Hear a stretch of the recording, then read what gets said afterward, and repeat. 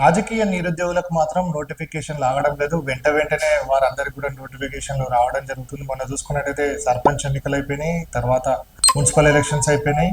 ఇప్పుడు పెద్దల సభకు సంబంధించి, రాజ్యసభకు సంబంధించి తెలంగాణలో ఉన్న 2 ఖాళీలు ఏదైతే ఏర్పడబోతుందో ఆ 2 ఖాళీలకు సంబంధించిన నోటిఫికేషన్ కూడా రావడం జరిగింది. ఒక పక్క విద్యార్థులు ఏదైతే డిగ్రీలు పుచ్చుకొని రోడ్లపై వెళ్తూ చాలా మంది కూడా నోటిఫికేషన్లకి అల్లాడుతుంటే మాత్రం ఈ రాజకీయ నిరుద్యోగులకు మాత్రం గ్యాప్ ఇవ్వకుండానే నోటిఫికేషన్ల మీద నోటిఫికేషన్లు, సో ఆ ఫిల్అప్ మాత్రం అవుతూనే ఉంది. సో మనం ఇప్పుడు వీళ్ళ నోటిఫికేషన్కి సంబంధించి ఇంకా రాజ్యసభకు సంబంధించిన నోటిఫికేషన్లోకి వెళ్ళే ప్రయత్నం చేద్దాం.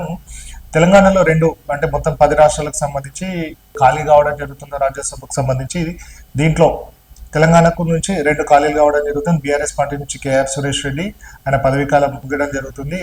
నెక్స్ట్ అభిషేక్ మన్సింగ్కి సంబంధించి ఆయన తెలంగాణ నుంచి, కాంగ్రెస్ పార్టీ నుంచి తెలంగాణ నుంచి ఇవ్వడం జరిగింది. సో వీరిద్దరికి ఏప్రిల్ 9వ తారీఖున వీరిద్దరి పదవీకాలం అనేది కూడా ముగుస్తున్న సందర్భం కనబడుతుంది. కాబట్టి సో మొత్తంగా 10 రాష్ట్రాలకు సంబంధించి ఈ నోటిఫికేషన్ ఎక్కడెక్కడైతే ఖాళీలు ఉన్నాయో వీటన్నిటికి సంబంధించిన నోటిఫికేషన్ ఇవ్వడం జరిగింది. సో ఇదంతా కూడా 26th ఫిబ్రవరి రోజున నోటిఫికేషన్ రావడం జరుగుతుంది. Last date of making nominations 5th March.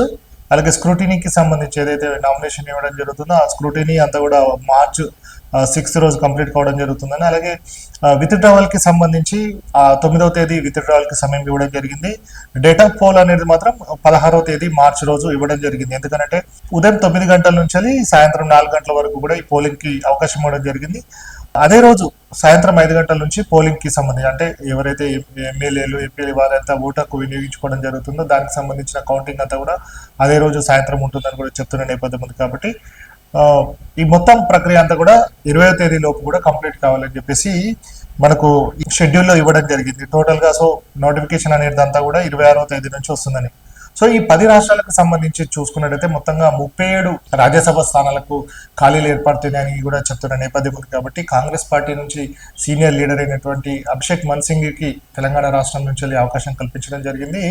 అలాగే బీఆర్ఎస్ పార్టీ నుంచి కేఆర్ సురేష్ రెడ్డికి ఇవ్వడం జరిగింది. కాబట్టి ఈ 2 ఖాళీలు కూడా కావడం జరుగుతుంది.